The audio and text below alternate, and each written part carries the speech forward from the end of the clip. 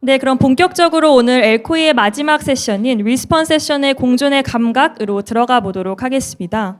공존의 감각 세션에서는 철학적, 예술적 강연 및 퍼포먼스가 진행될 예정인데요. 보시는 바와 같이 공존의 감각 세션은 1부와 2부로 나뉘어 1부의 경우 현재 계신 여기 2층에서 연사 3분의 강연을 듣고 2부의 경우 1층으로 장소를 옮겨서 두 연사분의 퍼포먼스를 감상하시겠습니다.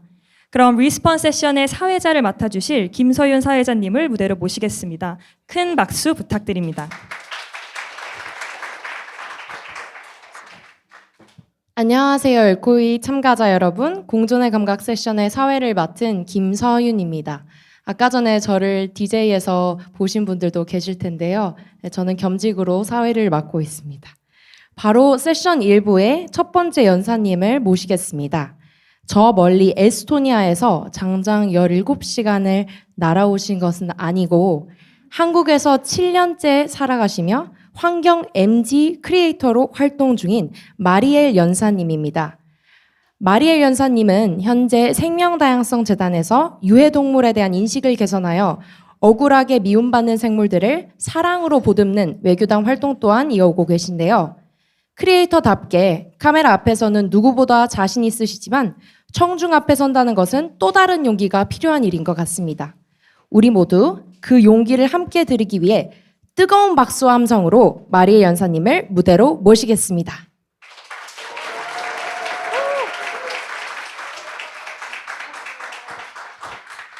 네, 안녕하세요. 에스토니아에서 온 환경 크리에이터 마리엘이라고 합니다. 반갑습니다.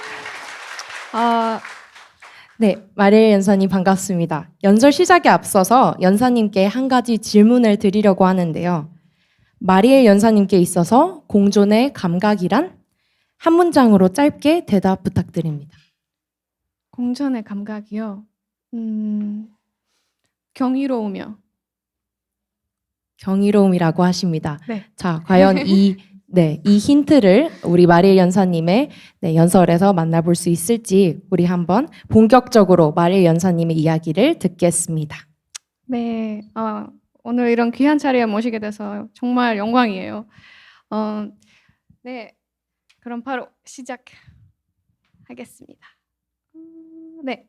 오늘은 제가 숲의 민족으로 불리는 에스토니아인들의 철학이랑 자연에서 영감을 받는 삶에 대해 이야기를 해드리겠습니다. 우선 저는 이런 사람입니다. 여기 밑에 있는 사진 보시면 딱 10년 전에 한국어 말하기 대회에서 1등한 날이거든요. 네, 저는 15살 때 한국어를 독학하기 시작했는데 그 뒤에 이제 한국에 관심을 갖게 된 거고 또 2019년에 연세대학교 미디어와 커뮤니케이션 학과 석사 과정에 입학하게 되었고 2년 뒤에 학교 마친 뒤에 지금 이렇게 영상 크리에이터랑 다양한 방송 활동도 하게 되는데요. 그리고 현재는 이제 환경이랑 생태적으로 콘텐츠를 만들면서 또 여러 환경단체하고도 이렇게 활동을 함께 해서 활동을 하고 있습니다. 자, 여기도 제가 하고 있는 활동들 보이고요. 네, 먼저 여러분들께 이 에스토니아라는 나라에 대해 좀 소개를 해드려야 될 것 같습니다. 네, 에스토니아는 북유럽이고요. 발트 3국 중 제북단에 위치한 나라고요. 또 여기 사진 보시면 주변에 어떤 나라들이 있는지 보실 수가 있습니다. 인구는 약 136만 명으로 사실 굉장히 인구가 적은 나라죠. 또 면적을 보시면 대한민국의 절반밖에 안 되는 나라예요. 또 언어는 에스토니아어를 사용하고요. 에스토니아어는 사실 이제 에스토니아 민족은 빈우그르족에 속한 민족이고요. 우랄 어족에 속한 빈우그르어를 사용하는 민족이고요. 이 빈우그르어족은 네, 사실 에스토니아와 가장 가까운 언어는 핀란드어입니다. 네, 두 언어가 많이 비슷하고 문화적으로도 많이 비슷합니다. 네, 그리고 또 에스토니아라고 하면 빼놓을 수 없는 게 바로 자연이죠. 여기 에스토니아의 자연 풍경을 보실 수가 있습니다. 숲도 있고 바다랑 또 돛단지, 습지입니다. 자, 그리고 왜 에스토니아 민족이 숲의 민족이라고 불릴까요? 물론 에스토니아는 숲이 잘 보존되어 있어서 그렇게도 말하기도 하지만 사실 예전부터 에스토니아 땅에 숲이 많아서 고대 에스토니아인들이 자연과 깊은 관계를 맺으며 살아왔습니다. 그리고 이 자연을 숭배하는 도착 신앙, 에스토니아어로 마우스, 그 땅의 믿음이라는 이런 신앙을 가졌습니다. 그리고 지금도 사실 이게 완전 사라졌다고는 할 수가 없어요. 이걸 되살리려고 하는 그런 움직임이나 커뮤니티들이 소수이긴 하지만 존재합니다. 그리고 이 숲이라는 게 에스토니아 사람들에게 얼마나 중요한 역할을 하는지를 사실 에스토니아의 이런 지명이나 거리명만 봐도 알 수가 있어요. 여기 다른 슬라이드 넘어가면 에스토니아의 그 메트, 즉 숲이라는 단어가 들어간 지명이 2만 명께 넘는다고 해요. 그리고 사람 성을 봤을 때도 뭐 정설모 씨, 여우 씨, 곰 씨, 도끼 씨 아니면 다른 이런 자연과 관련된 단어가 성씨로 흔하게 사용되고 있습니다. 또 에스토니아에서 또 문화, 빼먹을 수 없는 문화, 이런 문화입니다. 에스토니아 사람들이 굉장히 즐기는 문화, 여름이 되면 이 야생 블루베리를 따고 또 가을이 되면 야생 이런 버섯을 따는 문화예요. 그래서 현대 에스토니아 사람들 봤을 때도 어느 정도 자연과의 이런 관계를 잘 유지해 왔다고 보실 수가 있습니다. 근데 이 자연 숭배에 대해 좀 더 얘기를 해드리고 싶어요. 네, 에스토니아의 이 땅의 믿음이라는 신앙. 사실 이 믿음의 핵심 포인트는 인간과 비인간 존재의 구분 없이 하나의 세계 안에서 서로 의존하며 공존을 하고 있고 또 날씨, 계절, 달의 주기 이런 자연의 흐름에 따라 살아가는 생활 방식이라는 것이죠. 사실 뭐 종교랑 다르게 어떤 하나의 신을 모시는 게 아니라 자연 모든 곳에 이런 영혼이 깃들어져 있다고 믿어졌습니다. 그래서 신성한 공간들이 있죠. 이 공간이 숲이나 나무, 샘, 바위, 동굴, 절벽과 같은 이런 자연물이 될 수 있는 거죠. 또 제사를 지내는 의식도 아주 중요했죠. 보통 재앙이나 질병으로부터 보호받고 풍년과 행운을 기원하기 위해 조상들의 영혼, 자연의 정령 아니면 여종들에게 제사를 지내왔습니다. 네. 사실 현대 에스토니아 봐도 이 신앙의 흔적들을 볼 수가 있습니다. 아마 가장 좋은 예시는 제가 봤을 때 하지 축제입니다. 하지 축제는 크리스마스 다음으로 가장 중요한 날입니다. 보통 6월 23일 밤에 열리며 사람들은 모닥불을 피우고 함께 모여 1년 중 가장 긴 하루를 축하하는 날입니다. 그런데 더 신기한 게 사실 이런 여러 나라 도착 신앙을 비교해 봤을 때 얼마나 비슷한지 아세요? 저는 이렇게 에스토니아랑 한국을 비교해 봤는데 둘 다 각 나라의 신목이에요. 그리고 둘 다 이런 줄을 묶어 놓는 그런 문화가 똑같더라고요. 그래서 결국엔 이런 도착 신앙이라는 게 자연을 신성한 존재로 섬기고 자연과 연결되어 있다는 뿌리 깊은 믿음들이죠. 그리고 여기 에스토니아의 하지 축제랑 한국의 정월대 보름을 비교해 봤는데 또 굉장히 흥미로운 사실이 나왔어요. 사실 시기도 다르고 의미도 좀 다른데 불의 역할이 똑같더라고요. 결국엔 이 불은 악령을 쫓고 복을 기원하는 의미를 가지고 있습니다. 네. 또 네, 제가 이제 지금까지 에스토니아와 자연의 관계에 대해 되게 좋은 얘기들 많이 드렸잖아요. 근데 사실은 현대 에스토니아 사람들이 자연에서 많이 멀어졌다는 것도 사실입니다. 이건 바로 에스토니아의 숲의 모습이기도 해요. 네, 에스토니아의 이런 벌목 문제, 산림 파괴 문제는 제가 봤을 때 에스토니아의 가장 심각한 환경 문제라고 생각합니다. 보통 에스토니아에 어디 해외에 홍보되면 에스토니아가 50%가 숲으로 덮여 있는 나라다 이렇게 소개가 되는데, 근데 이 50%도 사실 이 산림의 한 60%가 이미 관리되고 있는 숲이에요. 그러니까 주기적으로 볼목되는 숲이에요. 그리고 이제 정부에서 그 수치를 70%로 올리려고 해요. 그럼 그렇게 보면은 그렇게 대단한 일인가? 저는 잘 모르겠습니다. 또 여기 보면 1위, 유럽에서 이 조립된 원목 가구 1위 수출국이 에스토니아래요. 근데 아까 에스토니아 얼마나 작은 나라인지 말씀드렸잖아요. 그래서 그것도 좀 충격적인 것 같아요. 네, 그래서 숲을 차지하려는 볼목 이 산업이 굉장히 큰 이슈입니다. 저도 개인적으로도 이걸 최근에 경험했습니다. 지난 겨울에 에스토니아 다녀왔는데 저희 친할머니 할아버지 돌아가신 할머니 할아버지 댁 뒤에 오래되고 좀 건강한 숲이 있었어요. 제가 어렸을 때부터 다니던 숲이던데 이제 지자체에서 여기 기생충 문제 때문에 이거를 좀 관리해야겠다고 그래서 이렇게 하게 됐는데 결국엔 거의 숲 전체로 볼목이 됐습니다. 네, 그리고 이 볼목된 나무들은 다 어떻게 됐을까요? 어디로 팔려간 거겠죠. 네, 이거는 정말 좀 부끄러운 현실입니다. 에스토니아에서 숲이 이렇게 관리되고 있습니다. 심지어 에스토니아 생물학자들도 이 사실을 지금 인정하고 있고 또 에스토니아 여러 이런 환경단체들도 많은 사람들에게 이 사실을 알리기 위해 목소리를 내고 있지만 아직까지 사람들의 관심이 좀 부족한 것 같아요. 그리고 심지어 환경청에서도 이걸 인정을 했어요. 숲이 수년 동안 과도하게 볼목되어 왔다고 합니다. 네. 네, 이런 현실은 정말 좀 씁쓸하지만 그래도 저희 너무 네, 기운을 내지 너무 네, 좀 긍정적으로 생각을 해봐야죠. 그래서 저는 이제 제가 어떻게 이 환경 그리고 생태 분야에 관심을 갖게 됐는지 좀 말씀을 드리고 싶습니다.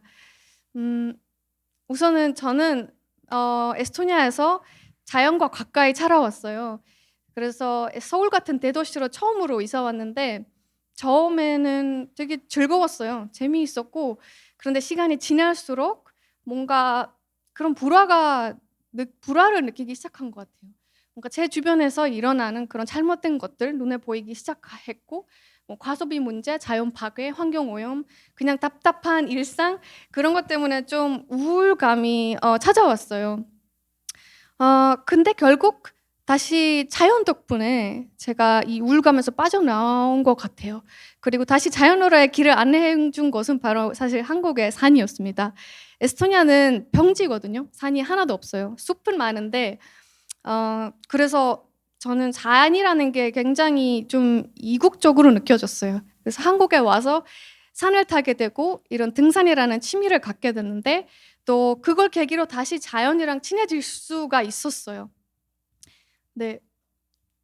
그리고 또 제 눈을 뜨게 한 책 한 권을 꼭 소개드리고 싶었어요. 그 Braiding Sweetgrass, 향물을 다묘라는 책인데 로빈 와키메러이라고 그 미국의 생물학자이자 원주민 출신이신데 이 원주민들의 지혜랑 과학을 잘 섞어짓는 책이고 또 특히 틀어진 인간과 자연의 관계를 저희가 어떻게 다시 이을 수 있을까에 대한 제안도 많이 해주시고 또 결국엔 인간이랑 자연이 얼마나 깊이 서로 연결되어 있는지를 좀 깨닫게 해주는 책이어서 정말 정말 추천드립니다. 네. 그래서 저는 이제 변화가 되고 싶다라는 마음을 가지게 되었습니다. 그 한 2년 전부터 조금씩 이런 환경이랑 생태 관련 콘텐츠도 만들기 시작했고 뭐 환경 정화 활동에도 참여하기 시작을 했어요. 또 새로운 목표를 설정했습니다. 이런 저의 활동으로 뭐 인식의 전환이라든지 자연과의 거리 좁히기, 자연과의 관계 회복에 어떻게든 좀 기여할 수 있으면 좋겠습니다. 네. 그리고 제가 아까 추천드린 책에서도 이 내용, 이 자연의 선물에 대한 이야기가 많이 나오는데 또 저도 마찬가지로 이렇게 이 자연을 향한 제 마음을 행동으로 보여주기 시작했을 때 제 주변에서도 내게 주어진 선물이 더 선명하게 보이기 시작했어요. 마치 자연이 감사의 말을 전하는 것 같은 그런 기분이 많이 들어요. 에스토니아어로도 이런 말이 있어요. Kuidas metsa hüüad, nõnda vastu kajab. 숲에 어떻게 말을 거느냐에 따라 돌아오는 메아리도 그렇게 울린다. 네. 그래서 이렇게 자연의 소리에 이 귀를 기울이기 시작한 순간 저에게 또 다른 세계가 펼쳐진 것 같습니다. 여기 사진들은 제가 찍은 건데 저희 동네 뒷산에서 찍은 사진들이에요. 저희 멧돼지도 살고 있고 또 정말 많은 생명들을 만났어요.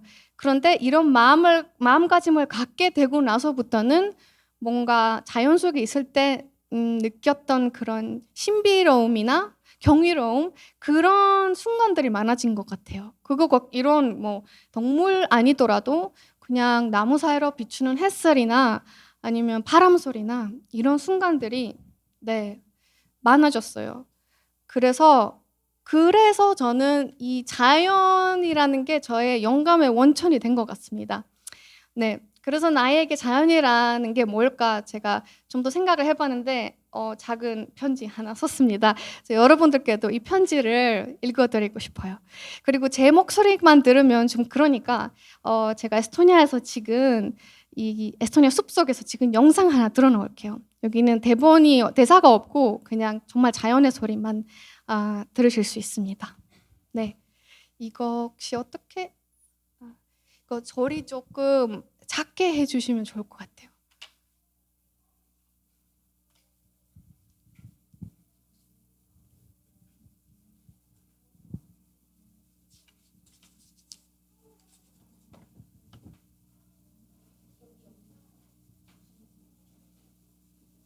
잠깐 한번 눌러볼까요? 소리가 많이 클까 봐요. 잠시만요. 앞으로 가서 잠시만요. 될 것 같아요. 이렇게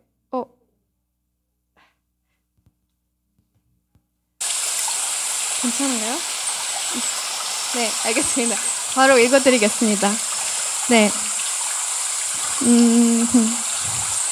자연 앞에 서면 설명할 수 없는 경이로움이 밀려와. 자연 속의 모든 것은 창조 그 자체이기에 내게도 창작의 영감을 불어넣어. 우리 또한 자연의 일부이자 뭔가를 창조하고 싶어하는 존재이면서도 동시에 자연이 빚어낸 창조물이라는 걸 이제야 깨달았어. 그래서인지 자연 속에 있을 때는 우리 안의 창조성, 창조자로서의 본성이 자연스레 깨어나는 것 같다. 인간 중심의 세계를 넘어 자연은 모든 생명을 하나의 생명체로 이어주고 내 본질로 돌아가게 해주는 힘이 있어. 존재 사이의 경계가 없는 자연은 어떤 변경도 없이 가장 나다운 길로 이끌어져. 생태계가 파괴된다 해도 자연은 결국 다시 자라나고 스스로 돌아올 길을 찾아낼 수 있어. 그리고 다시 창조를 시작하지. 서로 얽히고 맞물린 복잡한 연결망이 보이기 시작해. 모든 것이 함께 움직이면서 서로에게 기대고 있음을 깨닫게 돼. 그 순간 나는 그 거대한 연결망의 한 조각이 되어 창조의 흐름 속에 스며들어 창조자가 돼. 자연의 소리에 마음을 여는 순간 감각이 생생하게 깨어나고 영감이 물들기 시작해. 이 진실을 알게 되어 늘 감사해. 네, 감사합니다.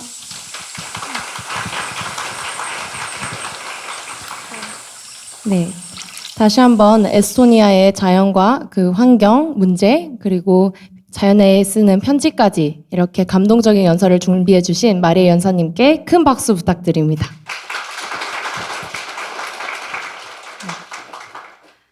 질문이 굉장히 많으실 것 같아요. 에스토니아라는 나라에 대해서 궁금해 하시는 분들도 계실 것 같고, 네, 아까 조금 말씀해 주셨지만, 에스토니아의 환경 파괴 문제, 혹은 또 한국에서 에스토니아 사람으로서 지내시면서 느끼는 더 깊은 성찰 등등이 궁금해 하실 것 같은데, 그러면 질문을 한번 받아보도록 하겠습니다.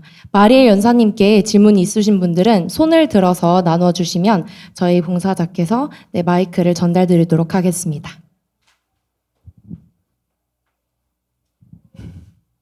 이런 기회가 흔치 않아요, 여러분. 어렵게 모셨습니다. 네, 저기 질문.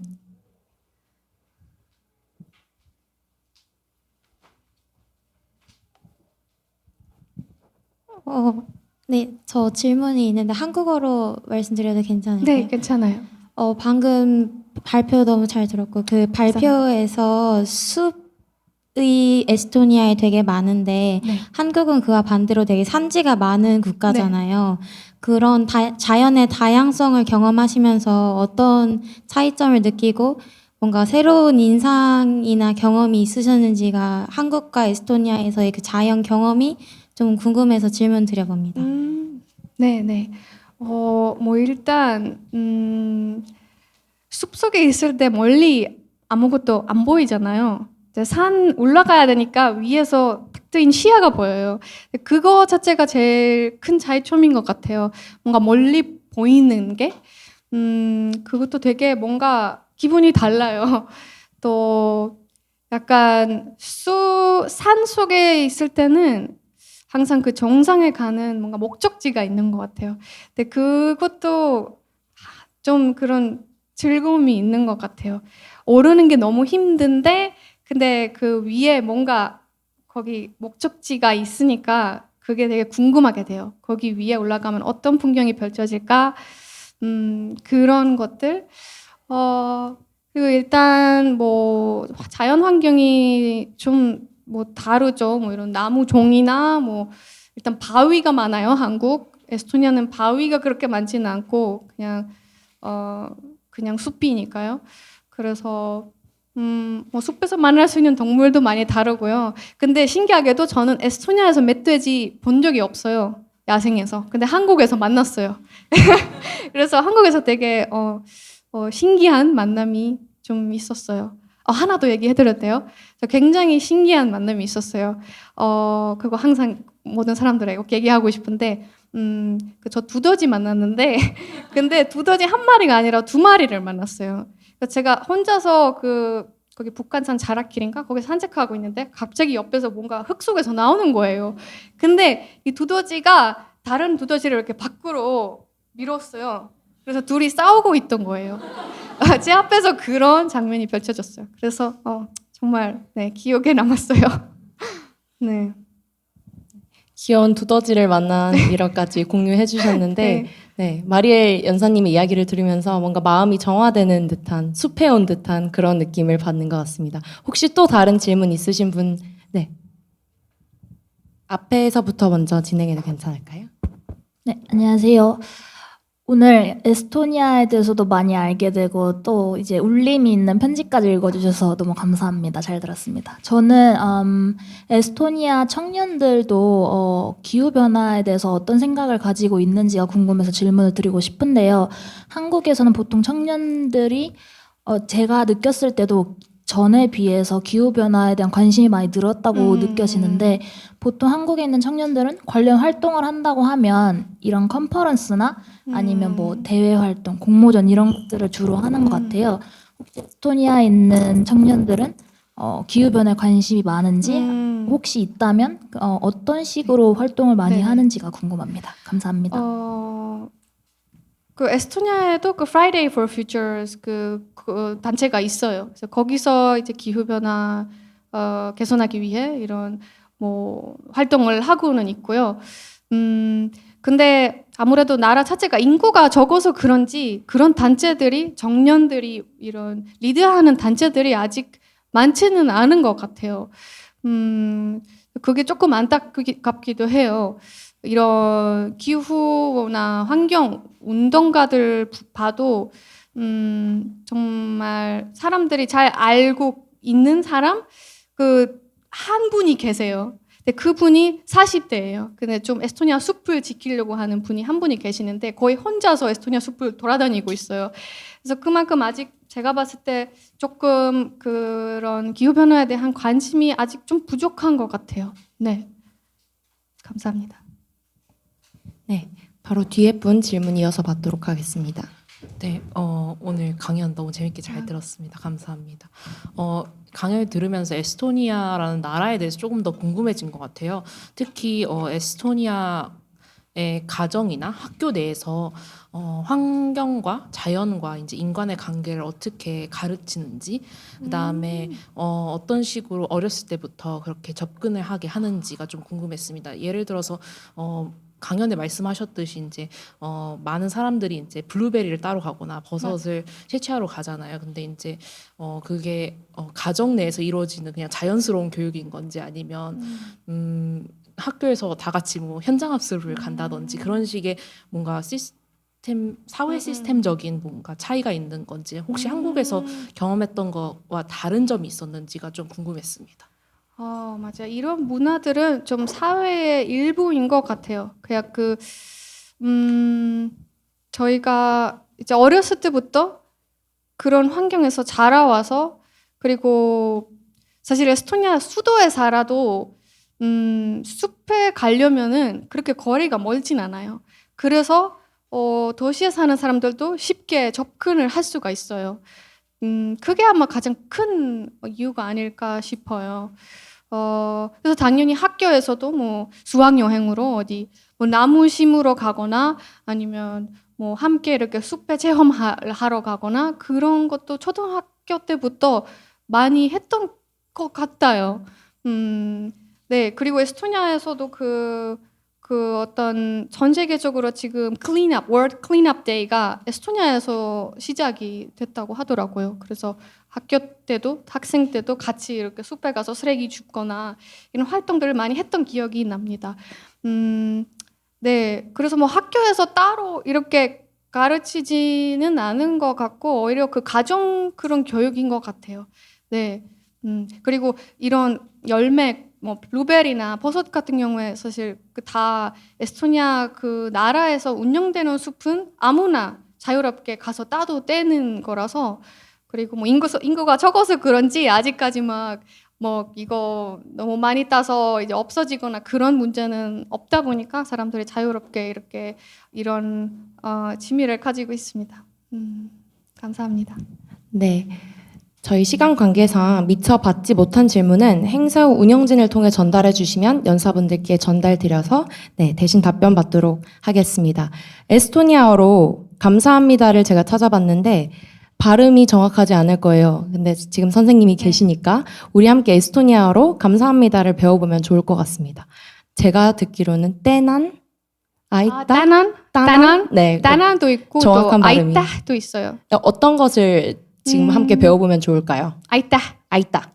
네, 알겠습니다. 그러면 선생님의 발음에 맞춰서 선생님께서 아이따 해주시면 우리 모두 에스토니아로 감사합니다 함께 하면서 연설 마치는 것으로 하겠습니다.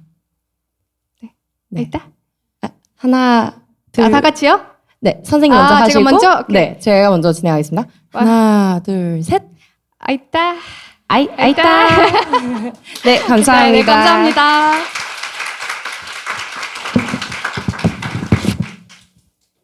네, 마리아 연사님은 다시 자리로 돌아가 주시면 감사하겠습니다. 네. 여러분 사전 질문 참여하셨나요? 안 하셨나요? 하신 분들도 계시고, 본인과 가장 깊이 연결되어 있다고 믿는 자연물은 무엇인가요? 라는 질문에 주신 여러분의 답변으로 이번 세션을 더욱 풍성하게 구성해봤습니다. 무대에 모신 정혜숙 연사님은 하이데거 존재론을 바탕으로 교육 철학을 연구하며 환경을 단순히 숫자로 환산하거나 머리로만 분석하는 것을 넘어 우리의 삶 그 자체로 감각해야 한다고 믿는 분이십니다. 우리의 삶과 환경을 더 깊게 연결하는 방법을 철학적 사유로 풀어주실 정혜숙 연사님을 무대로 모시겠습니다. 큰 박수로 맞이해주세요. 네, 반갑습니다. 정혜숙이라고 합니다. 네, 지금 소개에는 윤리교사라고 나와 있기는 한데요. 제가 윤리교사는 아니고요. 사실은 엄밀히 말하면은 연구자에 가깝고, 근데 제가 중고등학교에서 도덕 수업도 하고, 독서 토론 수업도 하고, 강연을 많이 하고, 아이들과 만나는 경험이 굉장히 많이 있어서 그런 교육 경험을 많이 풀다 보니까 이제 교육철학 전공과 윤리교사가 함께 소개가 되었다고 생각해 주시면 될 것 같습니다. 네. 일단은 들어가기에 앞서서 제가 그 스크립트를 하나를 공유를 드렸는데요. 디지털 디바이스가 없어서 글에 대한 액세스가 없으신 분들은 하드카피를 준비를 소량했어요. 그래서 혹시 받고 싶으신 분 계실까요? 네, 저기 계신 두 분, 제가 보이긴 계신데, 세 분 계십니다. 네. 네, 그럼 전달해 주시는 동안 시작해 보도록 하겠습니다. 네, 저는 서울대학교에서 학부로 교육학과 윤리교육을 전공을 했고요. 석사로는 지금 교육 철학을 전공을 해서 석사 과정을 다음 달이면 마치게 되고 다음 달에 박사 과정을 앞두고 있습니다. 그래서 현재는 교육 철학 연구자로 있고요. 네, 일단은 교육 철학이라는 전공에 대해서 제가 먼저 설명을 드려야 될 것 같아요. 이게 굉장히 생소하게 느끼실 분들이 많을 것 같은데 쉽게 말한다면은 교육에 대한 철학이라고 할 수 있습니다. 가령 이런 방식인데요. 일상적으로 우리는 교육에 대해 이래야 한다, 저래야 한다라고 이야기를 굉장히 많이 합니다.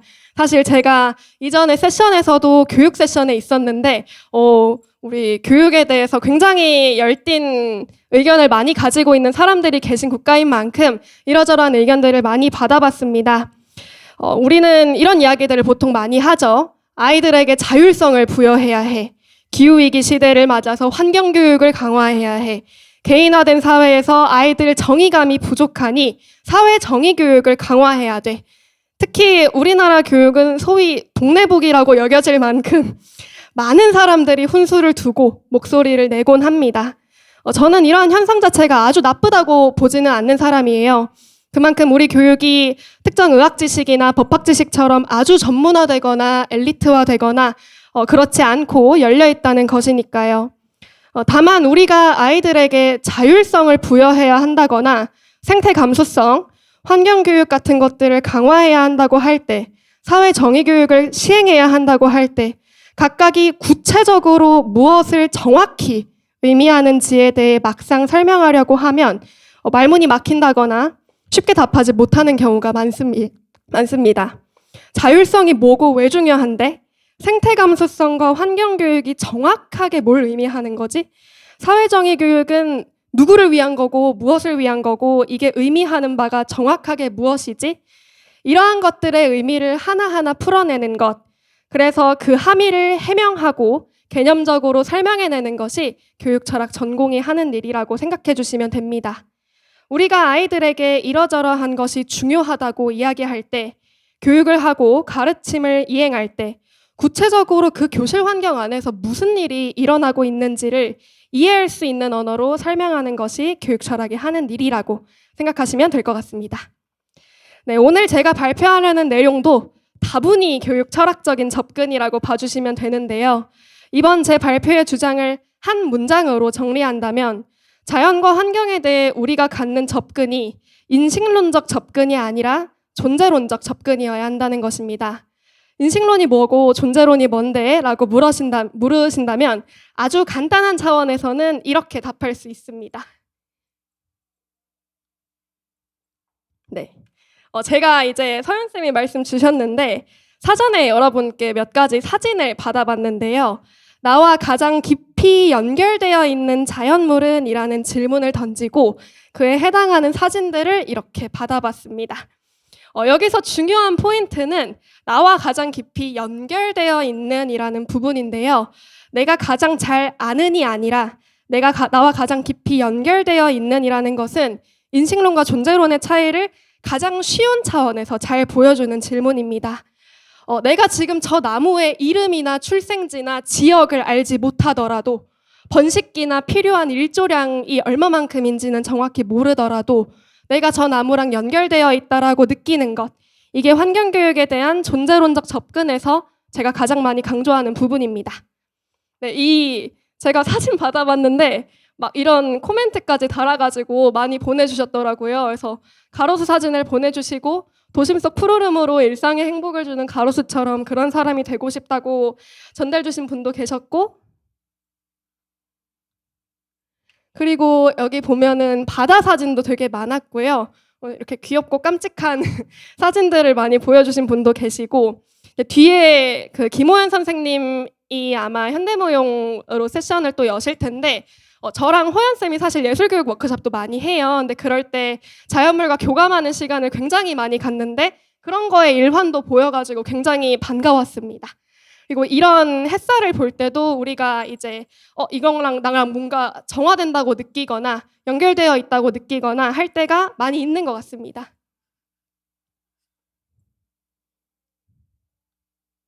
네, 그리고 여기에 나와 지구의 투명한 약속이라고 보내주신 분도 계셨고, 이런 벚꽃 사진, 우리 봄만 되면은 무슨 최면에 걸린 것처럼 다들 바깥에 나가가지고 꽃놀이를 하잖아요. 이것도 인간의 저는 본능적인 부분이라고 생각을 하거든요. 그리고 이 바다 사진에도 이런 코멘트를 달아주신 분도 계셨고, 사진 굉장히 귀엽게 잘 봤습니다. 그리고 이 씨앗 사진도 어떤 나무 씨앗이었는지 느티나무 씨앗이었는지 혹시 이거 보내주신 분 여기 계실까요? 제 눈은 지금 안 보이는 것 같은데 느티나무 씨앗으로 또 보내주셨더라고요. 그래서 생김새가 나랑 같다라는 게 존재론적인 연결을 상징하지는 않습니다. 그러니까 내가 닮지 않더라도 나랑 뭔가 연결되어 있다라고 느끼고 내가 여기로부터 말로 설명할 수 없는 아까 선생님께서 마리엘 선생님께서 경이로움을 얘기하셨는데 제가 발표할 지문에서도 경이가 굉장히 중요한 키워드거든요. 그래서 말로 설명할 수 없는 어떤가를 느끼는 게 존재론적인 교육에서는 명료하게 설명할 수 있는 인식론적 교육보다 훨씬 중요한 차원이라고 봐주시면 됩니다. 네, 그리고 여기도 이제 하늘 사진이나 이런 노을 사진, 여기도 자유롭게 빛나고 싶은 마음처럼 넓은 하늘과 밝은 태양 이렇게 보내주셨고 바다 사진이 또 이렇게 있습니다. 네, 그래서 하이데거와 생태철학, 자연과 인간의 존재론적 연대를 위한 소고에서 여러분들이 주안점을 두고 봐주셨으면 하는 부분은요.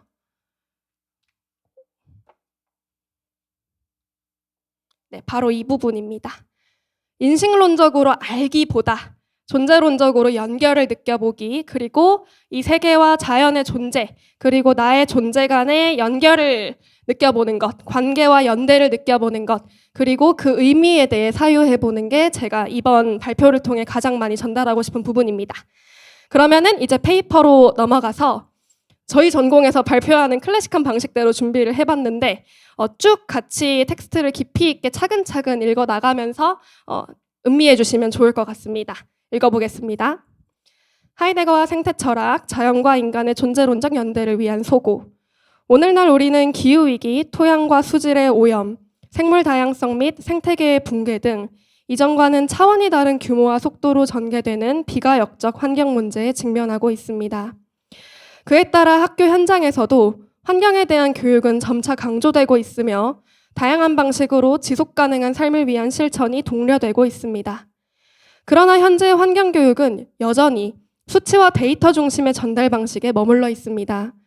가령 지구의 평균 기온이 산업화 이전 대비 몇 도 상승하면 되돌릴 수 없는 지점에 이르는지, 2050년에는 생수의 가격이 석유보다 얼마나 높아질지 식의 자극적이고 위기의식을 불러일으키는 수치들은 곳곳에 현란한 색으로 덧입혀진 그래프들과 함께 교과서의 많은 부분을 차지하고 있습니다.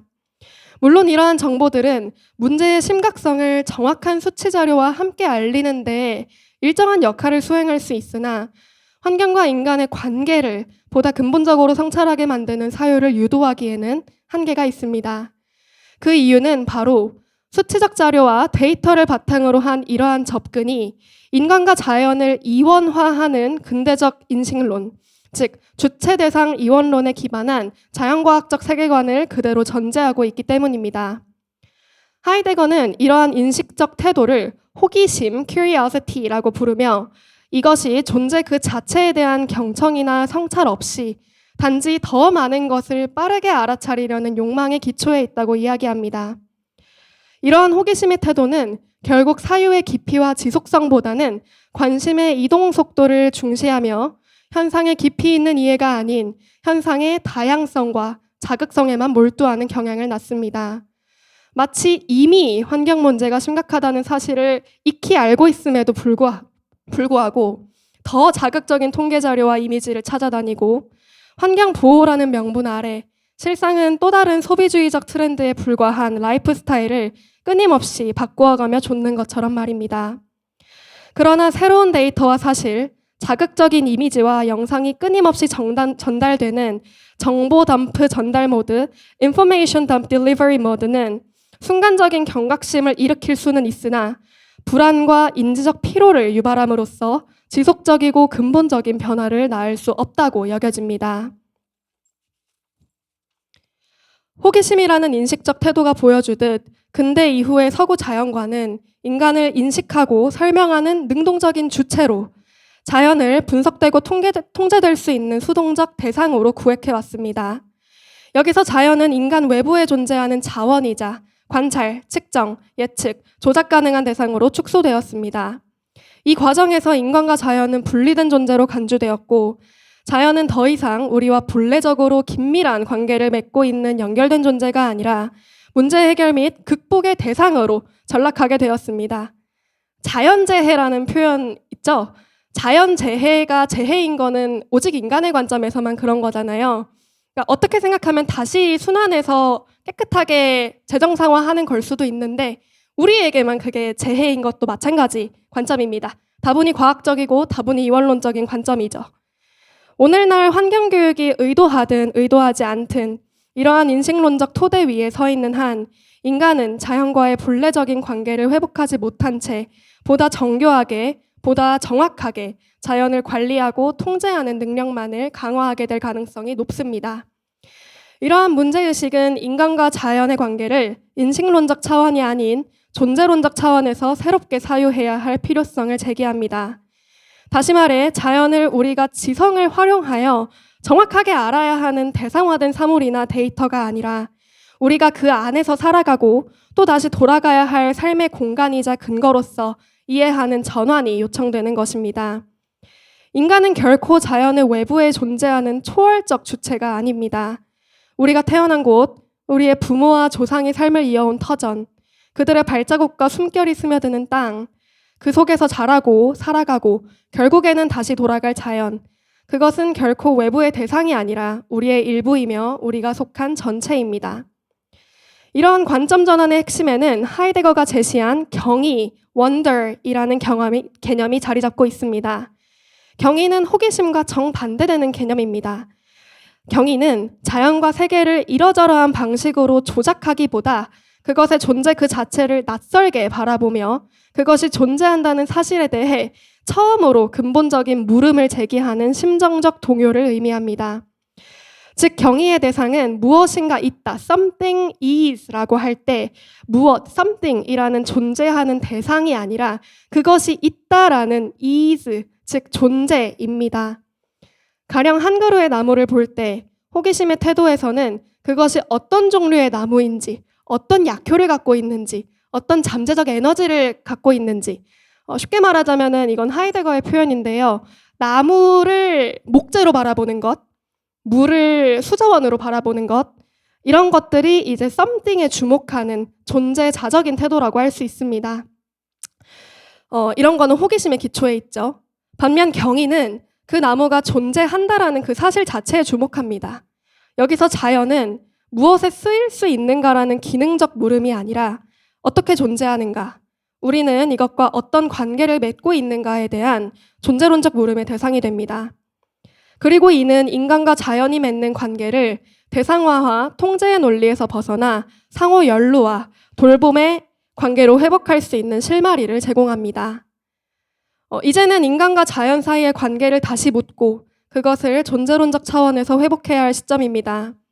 인간은 결코 독립된 실체로 존재하는 것이 아니라 세계 속에서 다양한 존재자들과 관계를 통해서만 스스로를 이해하고 존재의 의미를 부여받는 존재이며 자연의 일부를 이루고 있습니다.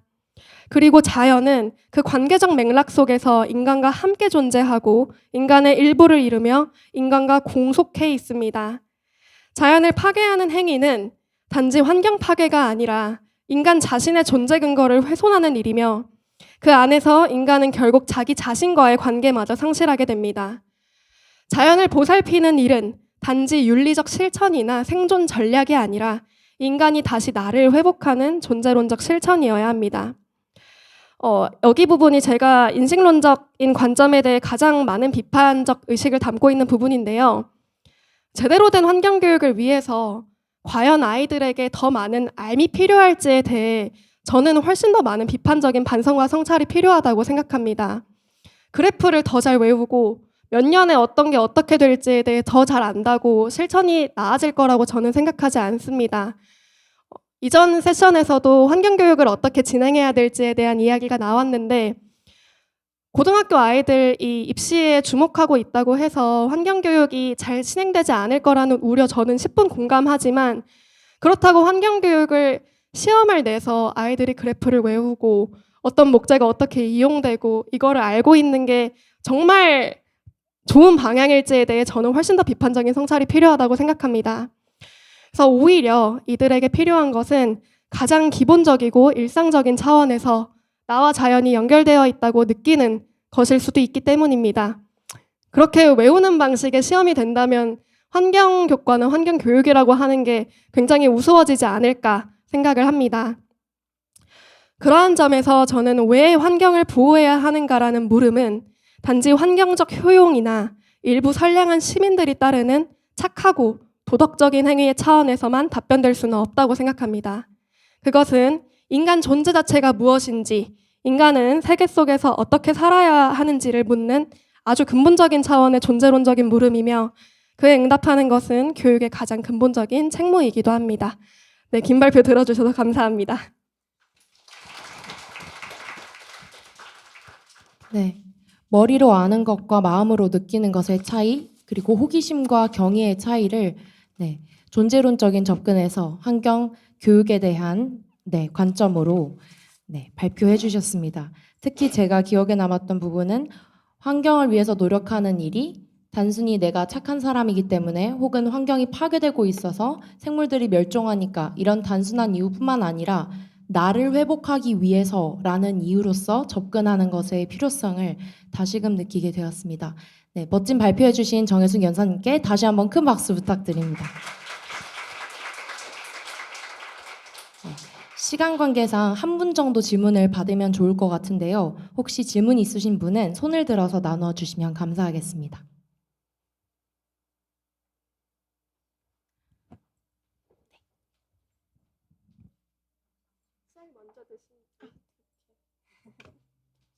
그럼 두 분 정도 짧게 질문해 주시고 진행하도록 하겠습니다.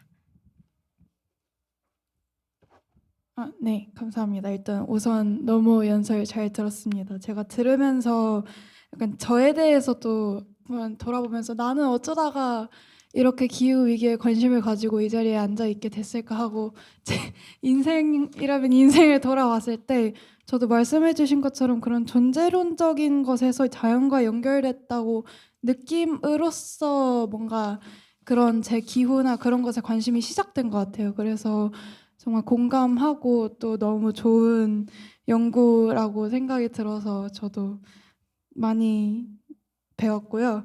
또 그래서 뭔가 배우면서 생각이 드는 게 그러면 이것들을 실제로 적용을 한다고 생각해 봤을 때 어떤 식으로 뭔가 이러한 존재론적인 것을 알려줄 수 있을까? 뭐 직접 뭔가 숲에 가는 그런 경험을 해보는 그런 식의 배움이 필요하다고 그런 생각하시는 건지 그런 게 궁금합니다. 네, 일단 너무 좋은 코멘트와 질문 감사드리고요. 사실 교육 철학자들이 갖는 가장 큰 난제가 실천적인 부분이긴 해요. 교육 철학이라는 학문 자체가 그 앞으로 나아가는 것보다 계속 스탑을 거는 거거든요. 너 이거 맞아? 이렇게 해도 돼? 그러니까 계속 앞만 보고 질주하는 교육이 있을 때 근데 AI 교육 맞아? 환경 생태 전환 교육 그렇게 팬시하게 홍보하는데 너 그거 뭔지 알아? 계속 이렇게 묻는 거거든요. 그래서 계속 스탑을 거는 건데 실천적인 질문에 대해서 저는 사실은 준비해 왔을 때 이런 답변을 준비를 해봤어요.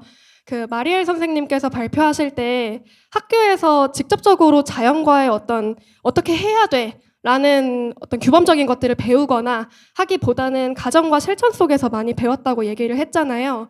그래서 저도 학교에서도 물론 우리가 숲에 가는 체험 너무 중요하고 할 수 있는 것들에 최대한 많은 접촉을 늘리는 게 중요하긴 하지만 가장 중요한 것 중에 하나이자 교과 교육을 넘어서서 우리가 교육적으로 중요한 거라고 한다면은 그 자기 중심성을 벗어나는 거라고 저는 생각합니다. 근데 이게 그 인간 중심성이랑 자기 중심성은 또 다른데 이 언어에 집착해가지고 그럽니다. 저희가 인간 중심성이랑은 또 다른 별개의 일인 것 같아요. 저는 인간을 너무 악마화하는 입장은 아니어서 자기 중심성은 굉장히 유아적인 거라고 생각하거든요. 그러니까 내가 환경적인 실천을 할 때 착한 사람이 되고 싶어서 뭐 혹은 제가 불쌍해서 그러니까 이런 차원에서 접근을 하면은 결국엔 모든 동기와 모든 결과는 내가 가져가는 거란 말이에요. 근데 이 셀프라고 하는 나에게 꽁꽁 싸매져 있는 그런 알이 깨어지고 애초에 그 존재론적인 어떤 교육을 통해서 나를 회복한다고 할 때 이 나라는 게 되게 포러스한 거거든요. 엄청 구멍이 술술 뚫려 있고 애초에 내가 이 땅에 태어났을 때 내가 땅을 선택한 것도 아니고 내가 센터드 돼가지고 뭔가 한 게 아니라 여기 난 던져진 거니까 나 자체가 애초에 굉장히 구멍이 숭숭 뚫려 있는데 그런 본래적인 인간의 존재적인 부분을 회복하는 거라고 생각을 해서 셀프센터링을 굉장히 많이 깨는 방식으로 해야 되고 그래서 아이들이 요즘에 자율성이나 아이들 목소리 되게 중시하잖아요. 근데 애들이 원하는 걸 저는 솔직히 말하면 다 들어주면 안 된다고 생각하는 입장이고요. 그러니까 아동 관리에 대해서도 굉장히 조심스러워야 되고 아이들이 자기 걸 보호하기 위해서 할 때와 단순히 원하는 욕망을 충족하기 위해서 사이에 교사의 굉장히 섬세한 구분이 필요하다고 생각합니다. 그래서 그 이상을 아이들이 자기를 보호하기 위한 필요성 이상의 부분을 원하고 있을 때 교사는 스탑을 가하고 이제 그런 자기중심성의 어떤 균열을 내면서 내가 뭘 하고 있는 거지? 내가 이 원하는 걸 하려고 할 때 지구와 환경과 세계에 무슨 짓을 하고 있는 거지? 이거를 깨달을 수 있는 질문과 기회를 더 많이 가져야 하지 않나 생각합니다. 네, 좋은 답변 너무 감사드립니다. 박수 소리가 좀 나오는데요. 네, 그러면 네, 다음 질문.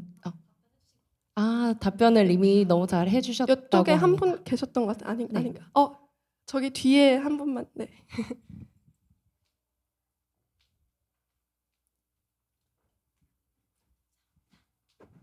짧게 질문하고 짧게 답변 부탁드릴게요. 네. 좀 문외한인데요. 환경에 대해서는 그냥 하이데거의 옛날에 조금 젊었을 때 관심이 있었던 거를 기반으로 해서 하이데거의 대표 저서 하나와 그 속의 핵심을 짧게 좀 말씀해 주시면. 네, 알겠습니다. 사실 제가 글은 엄청 쉽게 쓰려고 노력을 많이 한 거고요. 하이데거 글은 굉장히 난해하고 해석이 많습니다. 그래서 두 가지 대표를 추천을 해드리자면 하나는 존재와 시간이라는 책이고요. 이건 전기 저서고 후기 저서 중에는 강연과 논문이라고 짧은 논문집들이 모여져 있는 게 있습니다. 네, 하이데거의 후기 사상이 대부분 이제 환경에 대한 것들이 많고 전기 사상에는 인간 존재가 도대체 뭐냐 이런 거에 대한 것들이 많이 있습니다. 네. 네, 다시 한번 무대를 빛내주신 정혜숙 연사님께 큰 박수 부탁드립니다.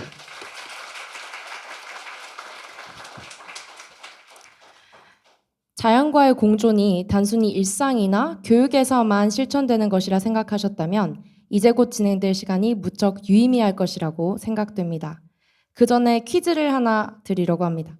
남아메리카 남부의 광활한 지역 이름, 험준한 자연환경과 세상의 끝이라 불리는 이곳의 이름을 딴 기업이 있는데요.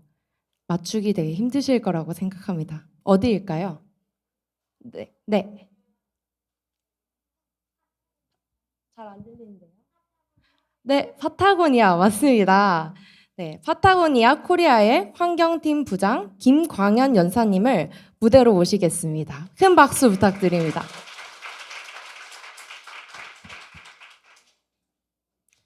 네, 연설 시작에 앞서서 연사님께 한 가지 질문을 드리려고 하는데요. 김광현 연사님께 있어 공존의 감각이란?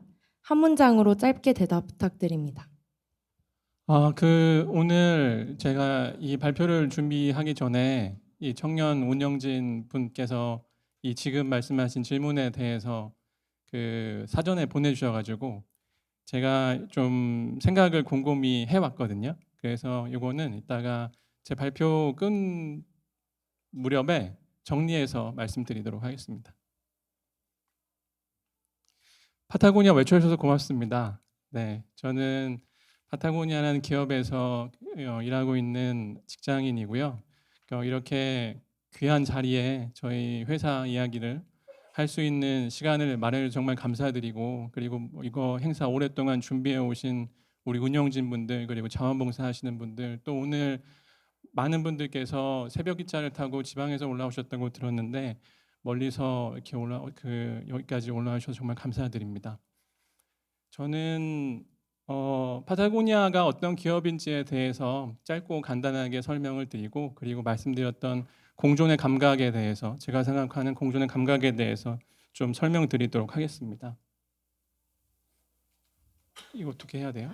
혹시 봉사자분께서 무대를 조금 왼쪽으로 옮겨주실 수 있으실까요? 네, 제가 넘겨드릴게요. 여기 보시는 것처럼 파타고니아는 지구 환경을 되살리기 위해서 사업을 한다는 미션과 사업 목표를 가지고 있는 기업입니다. 오늘 시간 관계상 좀 짧게 설명을 드릴 건데요. 넘겨주시면, 파타고니아는 원래 그 미국 1960년대에 미국에서 암벽 등반으로 유명한 이본 시나드라는 사람이 등반 장비를 만드는 회사로 처음 시작을 했었고요. 그리고 네, 넘겨주시면 좋을 것 같아요. 네, 넘겨주세요. 제가 보면서 해도 되나요? 네. 네. 네. 그러니까 저희는 아까 말씀드렸던 것처럼 지구 환경을 되살리기 위해서 사업을 한다는 사업 목표를 가지고 있는 글로벌 아웃도어 의류 기업이고요. 이렇게 암벽 등반이나 트레킹, 그리고 서핑 같이 바다에서 입는 옷, 그리고 이렇게 거꾸로 넘어가는데요.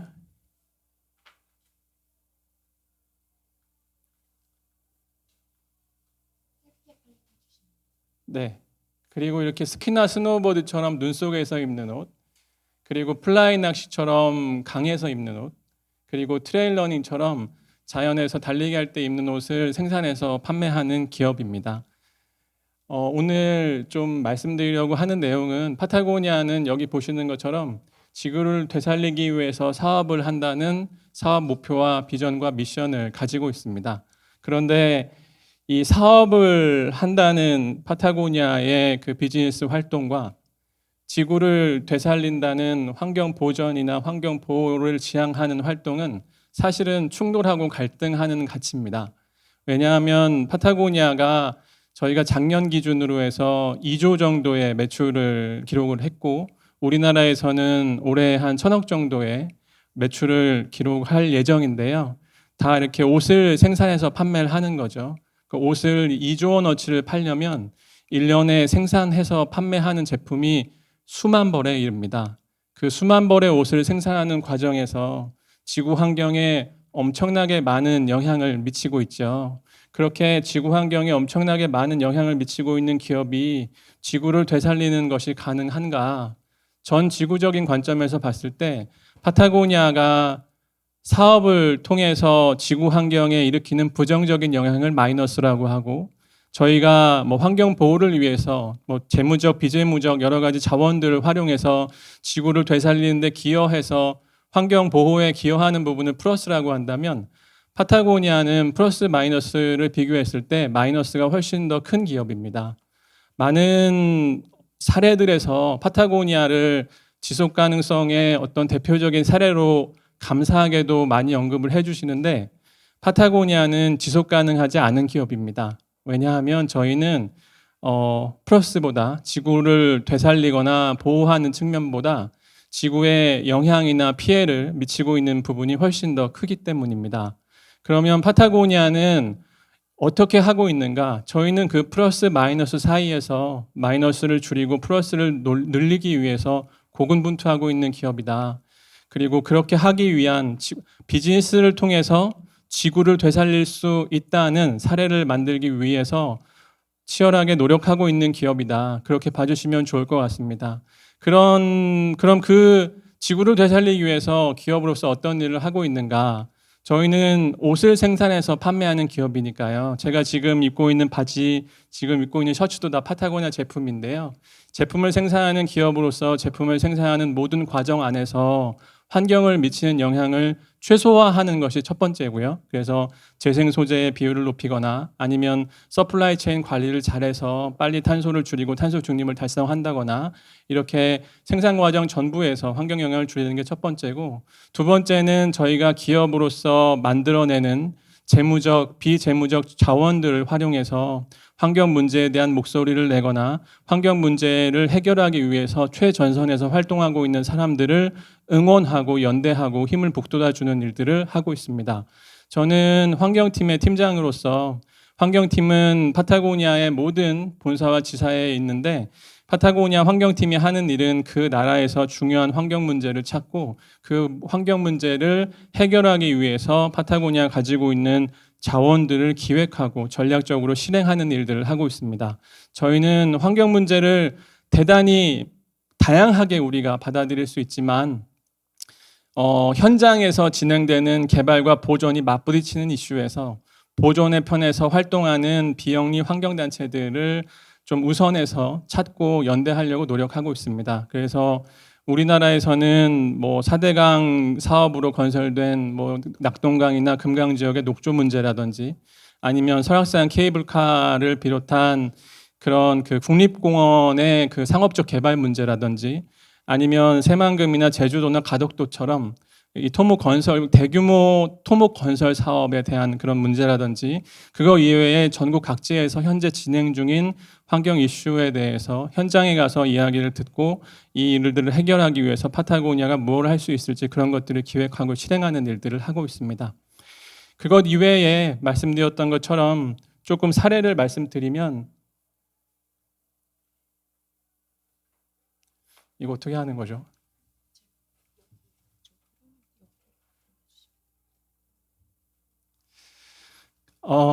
이건 그냥 대표적인 사례 하나만 말씀을 드리면 그 이본 슈나드 여기 계신 아까 제가 처음에 보여드렸던 그 젊은 암벽 등반가가 올해 연세가 그 88 되셨는데 이분이 2022년도에 본인이 가지고 있었던 회사의 모든 지분을 비영리 조직에 기부를 하시면서 그 회사의 소유권을 비영리 조직에 모두 넘겼습니다.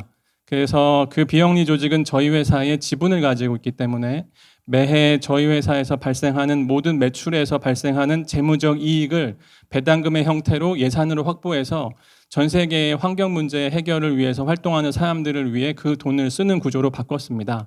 그렇게 하면서 발표했던 성명이 이제 파타고니아의 유일한 주주는 지구입니다라는 성명이었습니다. 그래서 파타고니아는 지구를 유일한 주주로서 생각을 하고 있는 기업이고 한국을 비롯한 전 세계의 모든 파타고니아 조직에서 발생시키고 있는, 저희가 만들어내고 있는 재무적인 순이익은 기금의 형태로 모두 환경 보호를 위해 쓰이고 있다, 이렇게 봐주시면 좋을 것 같습니다. 이거는 이제 사례를 하나 말씀드린 거고요. 이제 그 아까 질문드렸던, 제가 조금 그 중언부언하는 느낌이 있는데 원래는 제가 보통 강연을 하면 1시간 이상씩 하는데 오늘은 시간이 조금 짧아가지고 파타고니아 사례는 조금 짧게 축약해서 말씀을 드렸고요. 그 아까 이제 공존의 감각에 대해서 여기 사회자님께서 저에게 질문을 해주셨어요. 그래서 제가 어제 밤부터 공존의 감각이 뭘까에 대해서 곰곰이 생각을 했었습니다. 공존의 감각은 제가 생각하기에는 아까 여기 선생님께서 말씀하셨던 것처럼 자연과의 공존의 감각이 있겠죠. 우리가 많은 시간들을 디지털 전자기기나 휴대폰이나, 그리고 우리나라 같은 경우는 인구의 80%가 도시 속에서 살고 있기 때문에 도시에서 살면서 휴대폰과 거의 많은 시간을 함께하고 있어서 내가 자연과 공존하고 있음을 느낄 수 있는 시간이 더 적어지고 있는 것 같습니다. 자연과의 공존을 느낀다는 것이 굳이 뭐 주말에 산에 가거나 아니면 꼭 자연 속으로 들어가는 것이 아니고 나에게 조금 여유가 생겼을 때 하늘을 보거나 구름을 보거나 아니면 눈을 감고 바람을 느끼거나 이렇게 느낄 수 있는 여유와 그런 마음들이 공존의 감각이라고 생각을 하고요. 두 번째 공존의 감각은 그 나와 뜻을 함께하고 있는 사람들과의 공존의 감각이라고 생각을 합니다. 여기 계신 분들은 기후 변화에 대해서 많은 걱정을 하고 계시다고 생각을 하고 그 기후 위기 때문에 그 기후 위기에 대한 걱정 때문에 이 자리에 모여셨다고 생각을 하는데 여러분들 같은 생각을 갖고 있는 사람들에게 세상은 그리고 어른들은 많은 사람들은 왜 그런 생각을 하냐 그런 생각을 하는 동안에 영어 공부를 하고 취업 준비를 하고 자격증 준비를 하는 게 낫지 않겠냐 그리고 내가 인스타그램을 켜서 이렇게 보면 나 빼고 내 친구들은 모두 다 하나같이 멋지고 잘 살고 있는 것 같은데 나 한 명이 기후변화를 걱정한다고 환경보호에 대해서 목소리를 낸다고 뭐가 바뀔 수 있을까 이런 생각이 들면서 많은 외로움과 고독함을 느낄 수도 있을 것 같은데요. 그런 외로움과 고독함을 느끼는 순간에 오늘 이 자리를 생각하셨으면 좋겠습니다. 여러분과 몸은 함께 하고 있지 않아도 비슷한 뜻을 갖고 있는 사람들이 이렇게 많이 있다. 이들과 함께 내가 공존하고 있다라는 생각을 하셨으면 좋겠습니다. 제가 그 환경팀 일을 오래 하면서 사실은 성취보다는 실패와 좌절을 느낄 때가 훨씬 더 많았습니다. 잘 아시겠지만 우리나라에서 진행하고 있는 대부분의 국가주도 개발 사업들은 99% 진행이 됩니다. 99.5% 그대로 진행이 됩니다. 그 99.5% 그대로 진행되는 그런 자연을 파괴하는 그런 대규모 활동들에 맞서서 목소리를 낸다는 것이 무슨 의미가 있는가. 모두 이런 활동들이 실패로 귀결되는 것이 뻔히 보이는데 이렇게 무언가를 하려고 하는 것이 무슨 의미가 있는가. 그런 느낌을 가질 때가 저도 많이 있었습니다. 제가 그런 질문을, 그런 의문을, 그런 좌절을 가지고 파타고니아의 그 창업 멤버로서 오래 일을 하셨던 저희 회사의 철학 담당 이사님과 같이 해변을 걸으면서 이런저런 이야기를 한 적이 있었는데요. 제가 이런 고민에 대해서 말씀을 드리니까 그분이 저한테 그런 말씀을 하시더라고요. 그 세상을 바꾼다는 것, 세상을 변화시킨다는 것은 낙숫물로 바위 뚫기 같은 거라고 생각을 한다.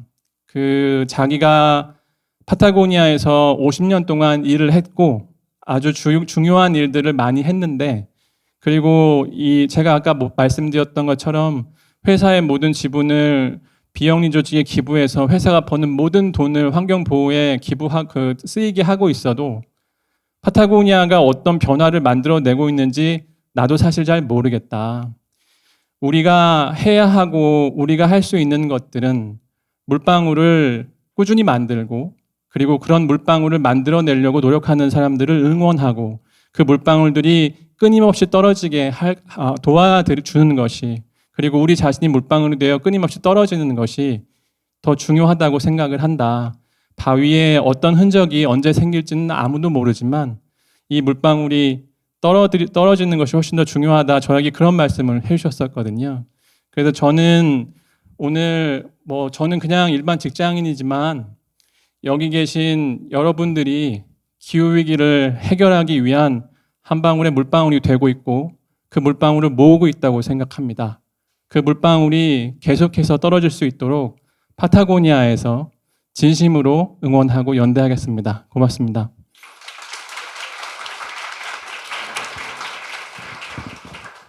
네, 정말 좋은 연설 그리고 응원해 주셔서 진심으로 감사합니다. 파타고니아 코리아 김광현 과장님께 질문이 있으신 분들은 손을 들어서 질문해 주시면 감사하겠습니다. 너무 큰 감동을 받아서 지금 말을 잇지 못하시는 것 같은데요. 네, 질문이 나왔습니다. 혹시 저기, 네,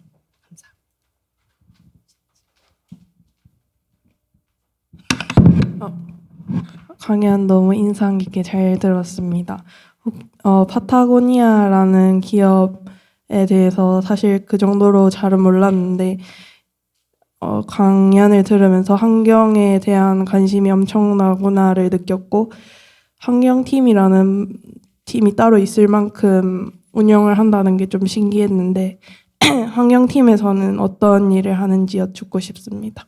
아까 말씀드렸던 것처럼 그 파타고니아가 사업을 하고 있는 이 국가에서 예를 들어서 우리나라에서 지금 현재 진행 중인 긴급한 환경 문제를 찾고 그 문제를 해결하기 위해서 파타고니아 코리아가 가지고 있는 여러 가지 뭐 재원이나 아니면 여러 가지 그 회사의 뭐 마케팅 자원이나 이런 것들을 활용하는 일을 하고 있는데요. 예를 들어서 저희가 지금 기획하고 있는 하반기 캠페인 중에 하나는 탄핵된 전임 대통령 시절에 환경부에서 우리나라 전국에 14개의 댐을 새로 짓겠다고 발표를 했었습니다. 파타고니아는 불필요한 댐은 짓지 말고 지었다고 해도 필요 없는 댐은 철거하자는 입장에 있거든요. 그래서 저희가 하반기에 기획하고 있는 캠페인은 이 14개의 댐 건설을 막아내기 위해서 기업으로서 어떤 목소리를 내야 할지, 그리고 그것을 위해서 시민들과 어떤 연결점을 만들어내야 하는지 뭐 그런 캠페인들을 기획하고 있고요. 뭐 그런 캠페인도 하고 또 기금으로서 전국에 있는 환경단체들을 찾아다니면서 그 환경단체들에게 기금으로 연대하는 그런 일도 하고 있는데, 올해는 저희가 45개의 전국의 환경단체에 10억 원의 예산을 가지고 한 단체당 2천만 원에서 3천만 원 정도의 예산을 연대 기금으로 사용을 했었습니다. 그런 것 다양하게 하는데, 이제 조금 파타고니아가 특이한 것은 일반적으로 이런 기업의 활동들이 뭐 사회공헌 활동이다 아니면 ESG 활동이다 이렇게 하면서 사업과 좀 별개의 차원으로 여겨지고, 그리고 조금 이렇게 분리되어 있는 경우가 많은데, 파타고니아는 환경팀에서 하는 일이 이 사업의 궁극적인 목적이기 때문에 가장 최상위에 있습니다. 그래서 세일즈나 아니면 뭐 돈을 많이 버는 의류를 판매하는 활동보다 환경팀에서 하는 활동들을 훨씬 더 중요하고 중요하게 여기고 있습니다. 네, 감사합니다. 네. 네. 네. 혹시 한 분만 더 질문 받고 다음 세션으로 진행하면 좋을 것 같은데요. 네. 아니면 조금 짧게 질문해 주시면 두 분 모두 받고 2부를 진행하도록 하겠습니다. 예, 굉장히 짧고 빠르게 하겠습니다. 그 파타고니아도 많은 협력 업체들이 있을 건데요. 협력 업체들의 환경 보호 활동은 어떻게 컨트롤 하시는지 궁금합니다. 저희 협력 업체들은, 저희는 의류 생산 기업이니까 저희 의류 생산을 해주고 있는 생산 공장들이 있겠죠. 그 생산 공장들은 보통 의류 산업은 대단히 노동 집약적 사업이라서 인건비가 싼 우리가 이른바 제3국이라고 부르는 뭐 스리랑카나 인도네시아나 태국이나 이런 곳에 있는데, 그 공장의 그 환경 정화 시스템이나 이런 것들이 어떻게 구성되어 있는지 이런 것들을 체크하는 건 되게 저희가 기본적으로 하는 일이고, 그리고 그 공장에서 뭐 대외적인 환경 보호 활동을 하는 것보다는 그 공장이 대단히 많은 자연 자원을 활용하고 있고 엄청나게 많은 탄소를 배출하고 있기 때문에 그런 부분들을 기업으로서 어떻게 브랜드로서 어떻게 도와드릴 수 있을까, 이런 부분에 있어서 고민을 많이 하고 있습니다. 그런데 그 대부분의 공장들이 저희의 직영 공장이 아니라 위탁 공장이고, 저희는 그 공장에서 생산하는 제품 전체 생산량의 일부밖에 되지 않기 때문에 저희가 그 공장 전체를 바꾸는 데는 한계가 있지만, 그 공장들의 환경 영향을 최소화하는데 그 공장들의 그 소유주들과 함께 지속해서 논의하면서 여러 가지 방안들을 찾아 나가고 있습니다. 네, 질문 감사드립니다. 네. 네, 강연 감사합니다. 네. 파타고니아는 글로벌 기업이잖아요. 그래서 글로벌 기업으로서 이제 많은 서플라이 체인이 이제 해외에서도 있고 이제 국내로 들어올 때 그 운반이랑 운송 과정에서 탄소가 많이 배출될 것 같은데, 이에 관해서 파타고니아는 어떻게 대처를 하는지 조금 궁금했습니다. 말씀드렸던 것처럼 그 운송 과정에서 배출되는 탄소 같은 것들을 이제 그 전환하는 것은 아주 거대한 그 큰 계획의 일부이기 때문에 그런 것들은 계속 운송 업체들과 논의해서 이제 탄소를 줄여나가는 일을 하고 있는데, 가장 큰 문제는 사실은 생산 공장입니다. 저희가 계산을 해보면 저희가 발생시키고 있는 탄소의 한 90% 이상이 다 생산 공장에서 배출이 되거든요. 그런데 제가 방금 말씀드린 것처럼 그 생산 공장들은 재생에너지 기반 시설이 제대로 갖춰지지 않은 스리랑카나 인도네시아나 아니면 뭐 이런 곳에, 베트남이나 이런 곳에 있기 때문에 그런 재생에너지 전환 기반 시설이 갖추어지지 않은 생산 공장, 그리고 우리의 소유의 공장도 아니고 우리의 제품 생산이 차지하는 비중도 대단히 적은 그 공장을 어떻게 재생에너지 전환을 도울 수 있을까? 근데 일반적으로 많은 기업들이 탄소 중립을 달성하는 방법 중에 하나는 돈으로 해결하는 겁니다. 그 배출권을 많이 사서 그 배출권으로 상세를 하고 그것을 상쇄했다고 아리백을 달성했다고 이제 이야기를 많이 하는데, 파타고니아는 그런 방법보다는 직접적으로 탄소를 정말 줄여나가는 것이 더 중요하다고 생각을 하고, 저희가 사실은 그래서 탄소 중립 발표를 2035년으로 생각했다가 지금 2045년으로 미뤘습니다. 제가 말씀드렸던 것처럼 파타고니아는 지속 가능한 기업이 아니에요. 저희는 엄청나게 많은 탄소를 생산 공장에서 배출하고 있고 운송 과정에서도 엄청나게 많은 탄소를 배출하고 있습니다. 그런데 그런 문제를 가장 쉬운 방법, 가장 편리한 방법, 돈으로 해결하는 그런 방법이 아니라 정말 아주 근본적이고 정말 환경에 미치는 영향을 제대로 줄일 수 있는 그런 방법들을 계속해서 찾아나가고 있는 중입니다. 그래서 시간이 많이 걸리고 복잡하고 어려움이 많은데 저희가 할 수 있는 범위 안에서 조금씩 노력을 하고 있는 중입니다. 네, 감사합니다. 네. 네, 기업과 개인 모두 우리가 할 수 있는 일을 조금씩 찾아나가면서 실천하면 좋을 것 같습니다. 다시 한번 무대를 빛내주신 김광현 연사님께 큰 박수 부탁드립니다. 이렇게 공존의 감각 1부를 마무리합니다.